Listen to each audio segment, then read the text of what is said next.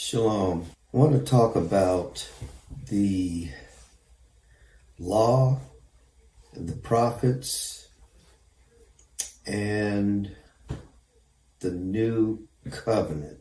This meditation is primarily for the bloodline children of the house of Yasharel. And I want to give a different approach to when we talk about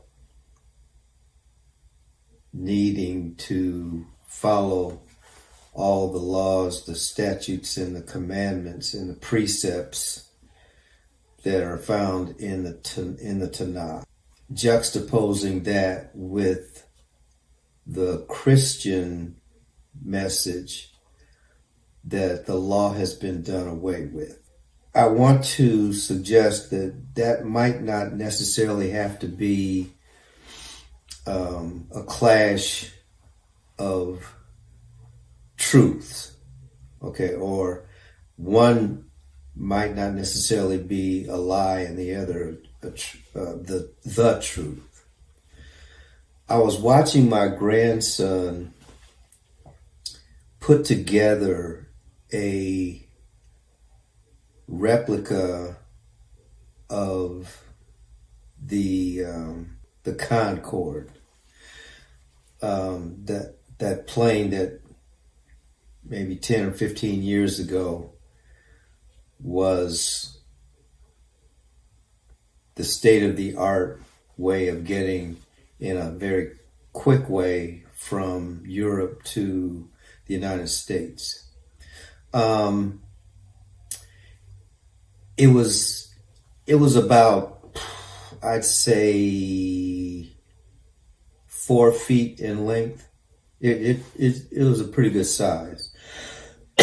And it was made of Legos. Okay, so that everybody knows how small those individual Lego pieces are. He worked on that thing for about a month. And of course, he, being the little genius that he is, he figured out how to do it. Now, what I was paying attention to was the sheet that he used as his guide to put that thing together, okay? It was very meticulous, very detailed, and if you followed the instructions step by step, which were, I'd say, numbering in the several hundreds, okay, maybe even pushing 1,000. But if you followed the instructions, that bag of little pieces of Legos would eventually morph into this beautifully constructed replica of the Concorde, okay? My grandson was not observing any of that. He had one thing on his mind. I want this thing, and I want it to look like that picture. That was what was on his mind. And so, you know, every once in a while, because they don't live in the same town that we live in, but every once in a while when we, Father, thank you for Facebook, because I get, even though they're not physically with me, I get a chance to see them grow up on Facebook. So I'm watching this over the period, like I said, of several weeks, a couple of months actually. And little by little, you could see that it was taking shape. Now, and then finally, and along the way, he's 6 years old. Okay. So along the way, he would drop it. It would fall over. Pieces would fall off. He'd lose stuff. But he could always pick it up again because he had a pattern and it had enough instructions to deal with the problems of putting it all together. And as I thought about that, I thought about our relationship as Hebrews with what we have determined to be, and I'm saying that on purpose, what we have determined to be following the laws, the statutes, the commandments, and the precepts of the Most High God. Okay? Because what we have been saying is the reason we are in the position that we are in is because we haven't been following the laws, statutes, and commandments. All right. So all we have to do is start following the laws, the statutes, and the commandments. Right? Okay. So what I'm suggesting to you is that because there's so many of them, okay, it's not like just 10. Okay.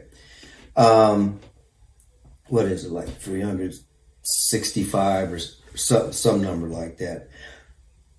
But we also know that the Most High has the same purpose for all those 360 some precepts and commandments that the creators of that model of the Concord had. In other words, he already had in his mind what that looks like. Okay. He already had in his mind we could be what that looked like. But in order for us to be what that looked like, we had to follow instructions. And whenever we follow instructions, then that we are following will take shape. Okay. Or those instructions that we have will take shape. And eventually, if we keep at it, that bag of commandments and precepts and teachings will turn into, rather than little pieces, it'll turn into this beautiful model. Okay. Now, there's one difference. Well, I'll get to the one, and it's a big difference, but I'll get to that in a second. What the Most High, so the Most High is teaching me as I'm watching my grandson. Okay. So what the Most High was teaching me is that each one of those little Legos represents a precept. And that precept has a very specific place that it has to go in order for you to see the end result. Okay. And it's going to take you a while to put all that together because the whole purpose is you need to build it. Okay. I already know what it looks like and I've given you a picture of it, but you got to build it. All right. So what are we talking about? What is it that's being built? That's the question that is guiding what I'm about to say. So as we take those little pieces out of that bag and follow the instructions, putting them where they're supposed to go, what ends up happening, the model that we end up making is who Yeshua is. He is that man, that one man. That's what we are building when we follow the laws, the statutes, and the commandments of the Most High. We are making ourselves into what he is. And that's why the scriptures say he fulfilled that law. What does that mean really? What it really means is once all the pieces are put into place, which means that one of the pieces is don't have any other gods before me. Another one of the pieces, and this is not in any specific order. Okay. Just a couple of examples. Another one of those pieces is don't mix up your clothes. Another one of those pieces is watch what you eat.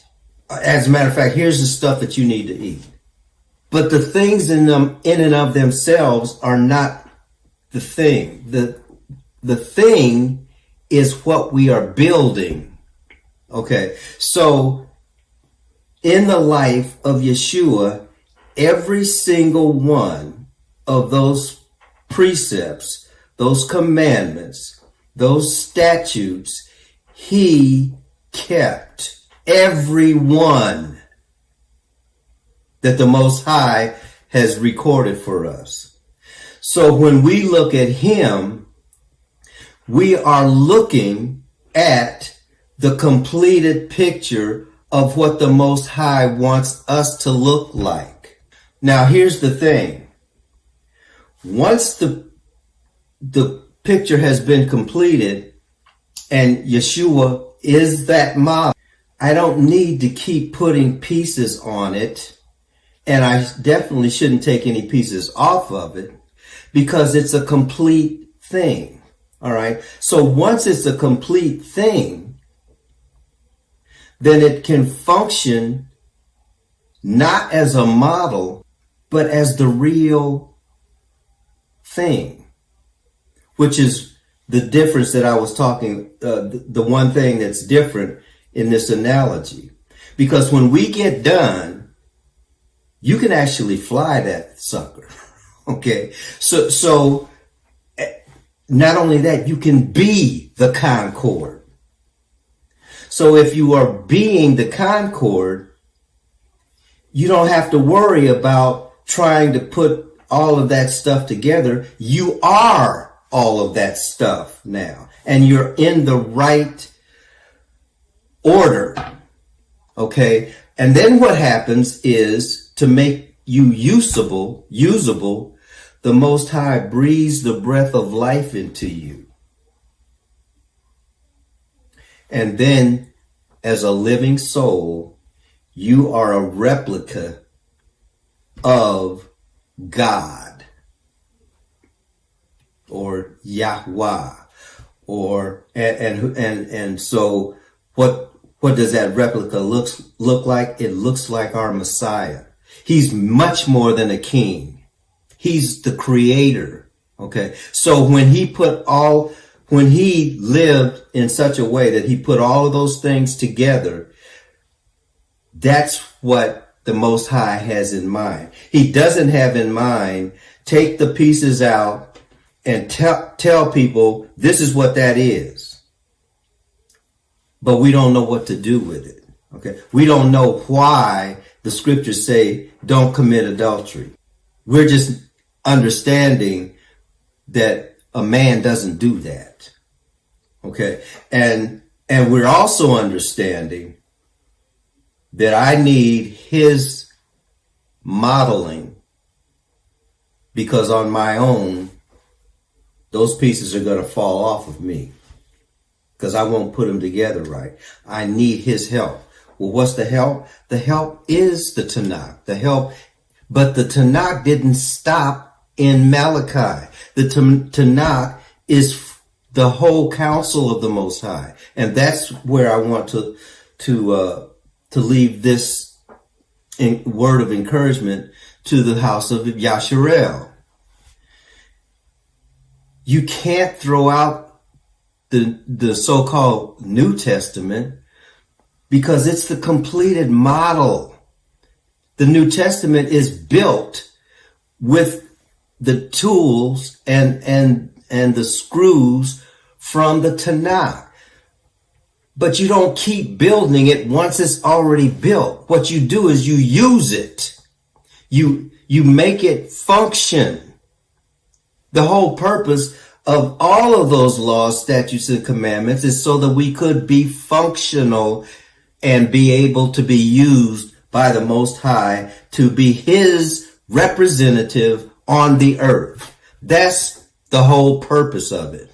And so in that sense, we are complete in him, not in our understanding of where these pieces go.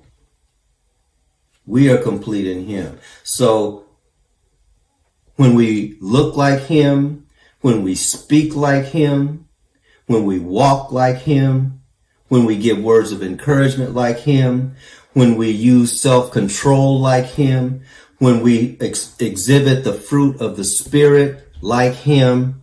All of the fruit of the Spirit comes from people who are under covenant. We're already under covenant. And that's why there are some people, even they may not understand what they're saying, but that's why they're saying, I don't have to do those specific things because I am those specific things. There's a difference, okay? Because you can spend your entire life trying to do the best that you can, and you will never build that model. That's not going to happen. There's not enough in you to be able to do all of that. That's why Yeshua had to come and say, look, here's the purpose. The purpose is for you to be like me. So I just wanted to, when the Father showed me that, he uses, in my case, and I would suggest he does the same thing with you too. He uses our personal experiences, as small as they may be, as insignificant as they may seem, to bring glory to himself and to instruct us on what his word is all about. His word is not about rules and regulations. Those are to get us somewhere. And once we have gotten somewhere, we don't need those rules and regulations because we are living what the rules and regulations were set for us to be. It's not so, and that's why I'll say it again.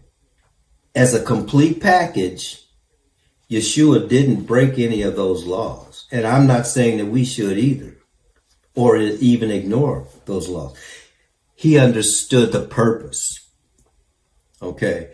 So, that's a blessing that the Father gave me, and I just gave it to you.